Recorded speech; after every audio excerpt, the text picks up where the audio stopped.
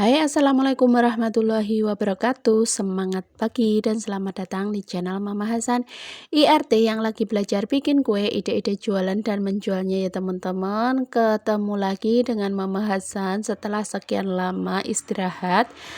Di sini aku mau bagikan resep kue bikang yang paling cantik yang pernah aku bikin ya. Ini resep rahasia dari teman lama penjual kue bikang. Mau tahu bahannya dan bagaimana cara membuatnya? Simak terus videonya sampai akhir. Oke, langkah pertama kita rebus dulu santannya. Ini sebanyak 900 ml atau bisa maksimal itu 1000 ml ya, atau 1 liter. Kemudian kita tambahkan 2 lembar daun pandan dan 1 sendok teh garam.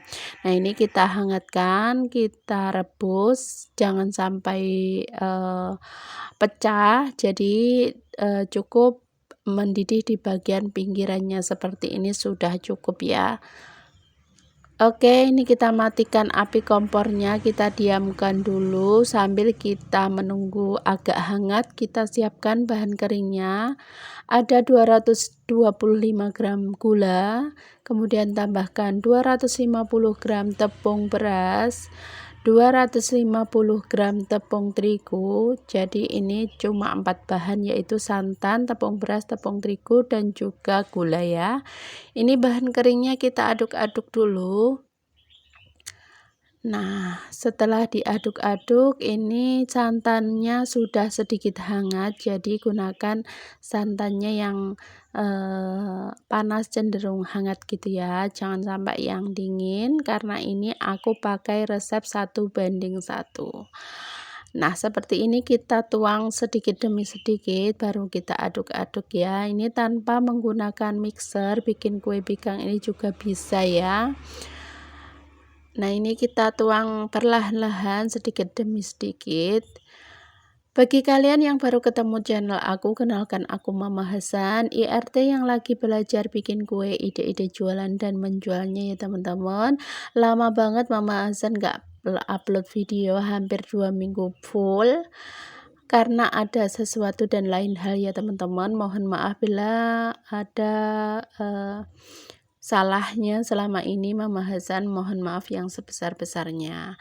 Nah, untuk resep yang satu ini, kali ini Mama Hasan mau bagikan resep kue bikang coklat yang hasilnya itu lebih lembut, lebih bersarang, lebih kecil-kecil untuk hasil kuenya. Jadi ikutin terus, jadi kalian tahu tipsnya seperti apa, bisa bikin kue bikang lebih cantik dan juga lebih kenyal, berserat dan juga lembut ya. Nah, setelah dituang santannya itu bertahap, ini kita aduk-aduk dulu. Kalau sekiranya sudah bisa diaduk seperti pasta seperti ini kita aduk-aduk dulu sampai benar-benar licin ya teman-teman, jangan ditambahkan santan dulu. Jadi untuk teksturnya seperti ini ya, benar-benar lembut dan juga licin, mengkilap seperti ini, baru kita tambahkan untuk sisa santannya. Nah, dalam tahapan ini yang menentukan seratnya itu kecil-kecil dan juga bersarang itu di tahap ini ya teman-teman. Jadi cara ngaduknya atau tekstur dari adonannya itu sangat mempengaruhi. Jadi tips pertama, adonannya harus kalis ya. Setelah semuanya tercampur, kita tambahkan kira-kira 1 sendok makan pasta coklat ya. Ini yang bikin spesial karena rasa coklat itu masih jarang yang pakai untuk kue bikang ya. Karena rasa coklat itu disukai oleh semua kalangan dari anak-anak sampai dewasa. Anak aku aja sampai suka banget dengan kue bikang yang satu ini.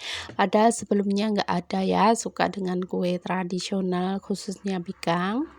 Nah, ini kita diamkan dulu. Ini tujuannya supaya glutennya itu lebih terbentuk dan juga nanti seratnya itu lebih kecil-kecil lagi dan juga lebih bagus untuk hasil akhirnya. Setelah didiamkan 30 menit minimal, ini kita aduk-aduk dulu baru kita siap untuk mencetaknya.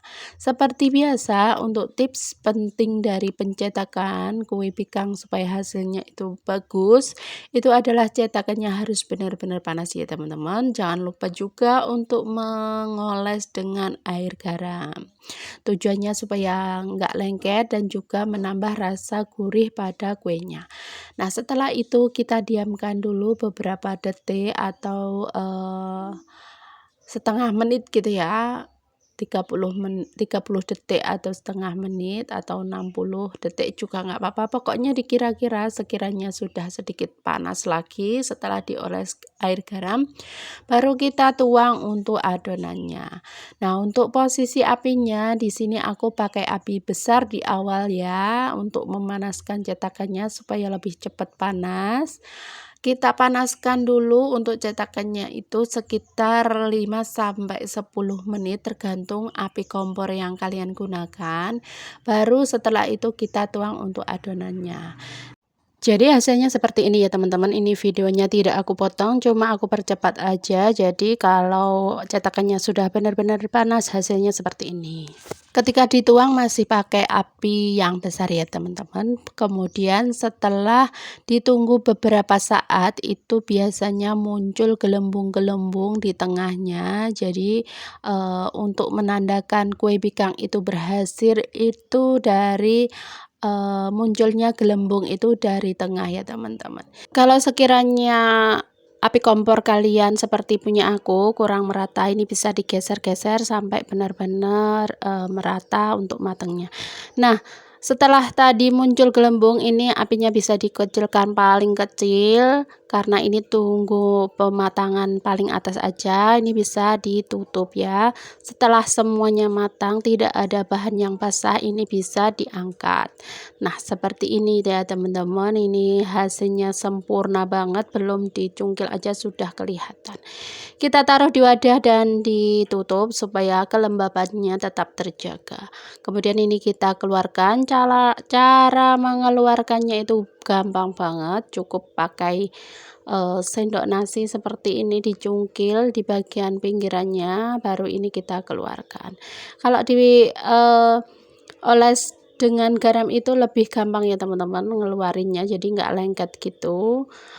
Dan juga dari cetakannya ya teman-teman, ini mohon maaf cetakan Mama Hasan itu sudah lama, sudah sering bikin kue bikang, jadi untuk bagian dalamnya itu memang sengaja tidak digosok sampai mengkilap, jadi dibiarkan, tapi juga dibersihkan, cuman dibersihkan untuk sisa-sisa kuenya saja, jadi itu tetap bersih. Tapi untuk keraknya itu karena sudah nyetak kue bikang beratus-ratus kali jadi itu bagian dalamnya itu hitam gitu ya, itu karena sering kena air garam dan juga sering dipanaskan, sering berulang kali dipakai gitu ya. Tapi juga bikin kuenya ini cantik ya teman-teman, jadi rahasianya itu juga, jadi cetakannya ini sudah sering dipakai itu pasti bakalan cantik untuk hasil kuenya. Nah, bisa kalian lihat itu bagian belakang kue bikang aku itu tidak ada yang gosong sama sekali. Hasilnya juga lembut menul ya teman-teman. Kelihatan banget ini terlihat kenyal. Kemudian seratnya itu halus, tidak besar sama sekali, kecil-kecil ya teman-teman, gemes banget. Dan juga warna coklatnya itu loh bikin penasaran dengan rasanya. Jadi kalian juga penasaran, bisa pakai resep yang satu ini. Hasilnya seperti ini ya teman-teman, seratnya itu gemes banget.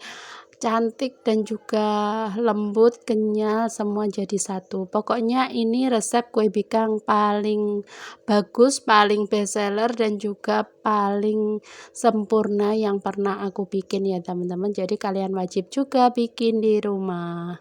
Nah, untuk merekahkannya ini banyak banget versinya, ada yang digunting, ada direkahkan langsung, atau pakai tutup botol, pakai tanpa tutup botol pun bisa.